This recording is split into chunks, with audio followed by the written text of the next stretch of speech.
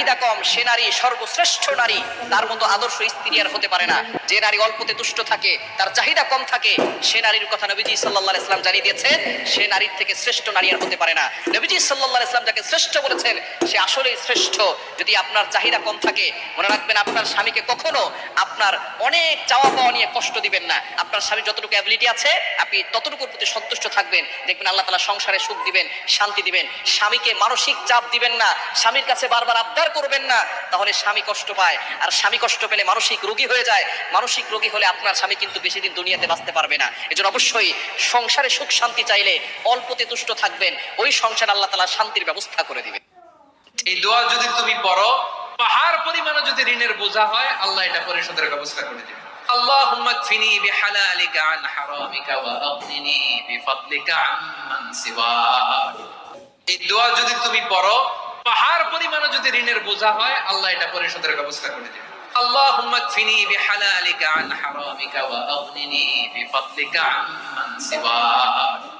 এই দোয়া যদি তুমি পড়ো, পাহাড় পরিমাণে যদি ঋণের বোঝা হয়, আল্লাহ এটা পরিশোধের ব্যবস্থা করে দিবেন। আল্লাহুম্মা কফিনি বিহালালিকা আন হারামিকা ওয়া আগনিনি বিফাদলিকা আম্মান সিওয়াক। যারা ক্ষমা করে তারা অনেক ভালো থাকে, কিন্তু আমাদের সমাজের ম্যাক্সিমাম মানুষ ক্ষমা করতে জানে না।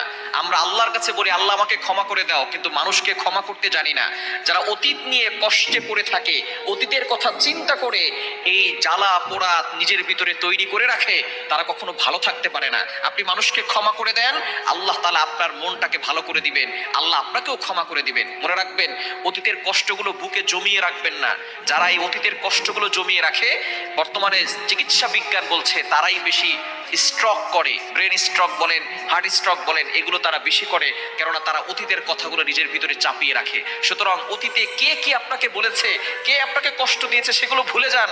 আপনি ভবিষ্যৎ নিয়ে চিন্তা করেন, কিভাবে আপনি আল্লাহর ইবাদত করবেন, আল্লাহর জমিনে আল্লাহর রাজ কায়েম করবেন, কোরআনের রাজ কায়েম করবেন, সেটা নিয়ে আপনি চিন্তা করেন, তাহলেই আপনি শান্তিতে থাকতে পারবেন। মানুষকে ক্ষমা করে দেন। একজন সাহাবী তিনবার জান্নাতের সুসংবাদ পেয়েছেন একটি গুণের কারণে। সেই গুণটা হচ্ছে তিনি যখনই রাতে ঘুমাতে যেতেন তখন সকলকে সাধারণ ক্ষমা করে দিতেন। আপনি যদি মানুষকে ক্ষমা করে দেন, আপনাকেও মানুষ ক্ষমা করে দিবে এবং আপনি কিয়ামতের ময়দানে আল্লাহর জান্নাতে চলে যেতে পারবেন।